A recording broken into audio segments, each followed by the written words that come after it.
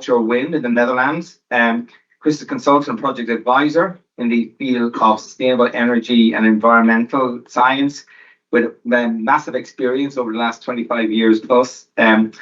Received his PhD in the space of carbon dioxide removal from coal-fixed power plants, and has a lot of huge expertise in R&D and innovation, particularly within the GROW consortium, which is a joint research program including 20 leading partners from research and industry focusing on accelerating, developing and innovating offshore wind energy, particularly in the Netherlands. Chris's title of his presentation is Accelerating Innovation in the Offshore Wind Sector. Thank you so much, Chris. Okay. Thanks a lot, Bill. Thank you for having me here. I want to say something about a consortium we have built, which is basically, I'm not going to talk about innovations as such, but more about how can you make an environment where you could do research and innovation in the best possible way. Basically, I'm talking about the critical infrastructure of energy, which is obviously also very vulnerable. We have seen that for instance, the Ukraine war, but it's also a very challenging area because we are facing now a energy transition with a lot of complications. So I started a little bit earlier, say around 2010, 2012, where we faced, and now I'm basically only talking about offshore wind, which is a small part of the whole energy transition, but that is my focus at this moment. And we saw that the offshore wind at that moment was quite expensive, around 200 euro per megawatt hour produced, and which is basically the numbers we used in the Netherlands, but worldwide it would certainly be not much better. And at that time there was a big gap against alternative solutions like the fossil fuel based, the coal and gas-fired stations, which were around 50 to 70 euro per megawatt hour. So a lot of subsidy was required to introduce offshore wind. So a bunch of people thought we have to improve and accelerate the implementation of offshore wind, and they organized a bunch of people from companies for the Knowledge Institute to cooperate and see whether it is possible if we do innovation together and research, maybe we can accelerate the implementation of it. And that's resulted in a organization, a consortium is called FLOW, Far and Large Offshore Wind. And there was a program of 5 years, and there was a budget of about 50 million euros, 25 million from the organization itself, the companies, the knowledge institutes, and 25 was contributed by the Dutch government. It was successful, so obviously then we want to continue, and we did that, and we formed a new consortium with instead of 30, we grow to 20 partners, and basically today there are 23 partners, and we call that GROW, and which is GROW through research and development and demonstration of offshore wind. It was a 6 years program until 2022. It was successful, so now we decided to extend it to 2030. So that's basically, I want to talk about how do we organize ourselves within the GROW consortium. So what is the aim of the cooperation? Obviously, the aim was to reduce the cost. If you are not competing to fossil fuels, then it becomes a difficult thing to implement it in a large scale. But also, what I already said, the energy transition is important, and we need to make sure that the electricity produced has the highest value possible. So if we just introduce wind farms a lot without concerning our balancing the system, then you have high prices when there's no wind and low prices when there's wind. So that is not sustainable. So we have also to take care about what is the added value of the electricity produced. And last but certainly not least, if there are a lot of wind farms in North Sea, for instance, you also affect the ecology. You also affect the environment. And of course, there are more users in the North Sea how do you deal with it? Especially the military, the shipping lanes, and things like that. So those are the three major points of attention in the GROW consortium and program. So who is GROW? I already said there are 23 different organizations. One of them is the Deltares, which was the one who invited us. So Deltares is also part of the GROW. But let's start at the start. So that are a bunch of organizations, companies, project developers, and operators, which are typically the large utilities, like Vattenfall, Shell, RWE, and things like that. We have the suppliers, the OEMs, produce a lot of equipment which are being used for offshore wind. For instance, the monopiles, the blades, the turbines themselves, like GE and Siemens, and those companies. Of course, they also have to be installed offshore, and these are the contractors which are installing the monopiles, the turbines, the cables, and things like that. Scour protection, like companies like Boskalis, Van Oort, CB7. And last but not least are the knowledge institutes. Deltares, I already mentioned it, one of them, but also TNO, TU Delft, and Marin. So it is basically a Dutch-based consortium, but of course also with international operating companies. So what is the aim of the cooperation? And basically I summarize it more of everything.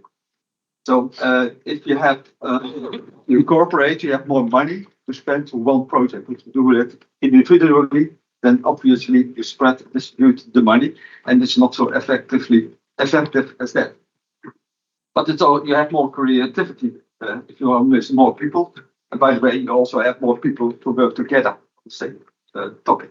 So you can mention a number of advantages in the cooperation.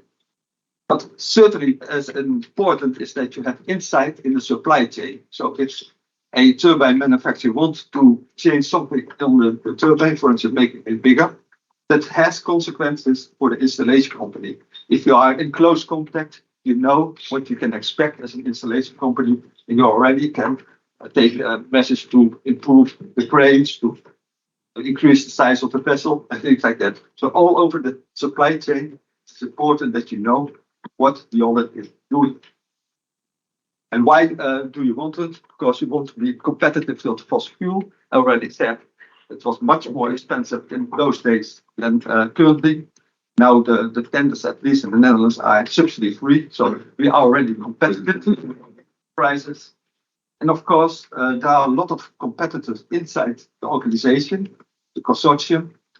But and you can wonder, why do you want to cooperate with your competitor? Because there are also other competitors outside the consortium and on the continents and things like that. We want to stay ahead. So how does the cooperation look like? So what we try to do is to build an environment of trust, so people know each other, so they can easily share what is the problem, the barriers within their sector. So if you can do that in a trusted way, then you come faster to a research program and an innovative solution. So you have to share your innovation calendar. And we spend a lot of time in creating such an atmosphere. And basically, we also agreed to a program agreement, which basically said how we work together. But also, it's a kind of a big NDA, a non-disclosure agreement. So everything what we talk within the consortium of GROW is considered as confidential. So you can freely speak without all the time signing individual NDAs. And what we do a lot, but I think most important is that we organize regular meetings.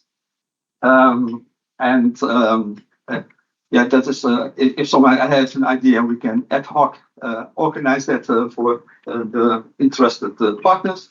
But we also have regular 2 times per year meetings, what we call innovation meetings. And this is, say, an impression of the meetings.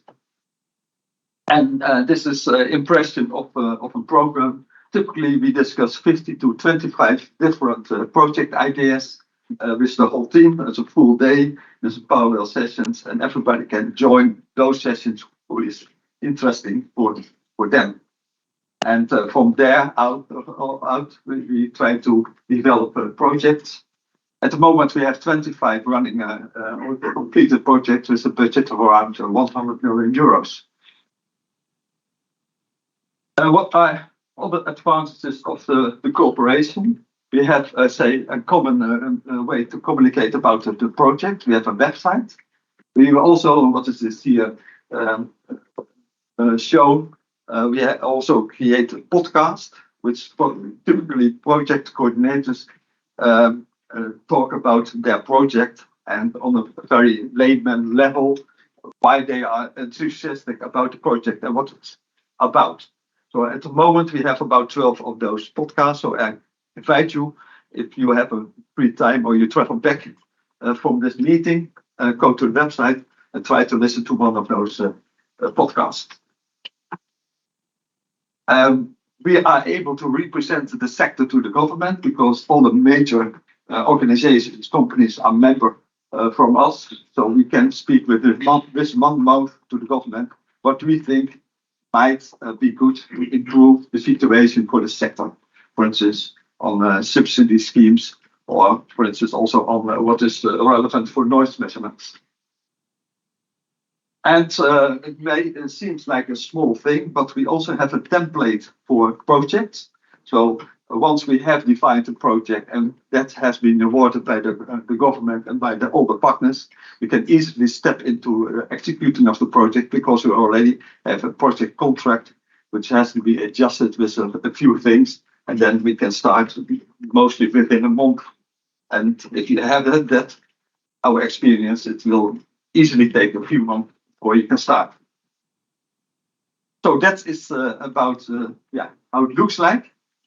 And I want to give you one example of a real innovation, and that's installing monopiles typically is a very noisy activity.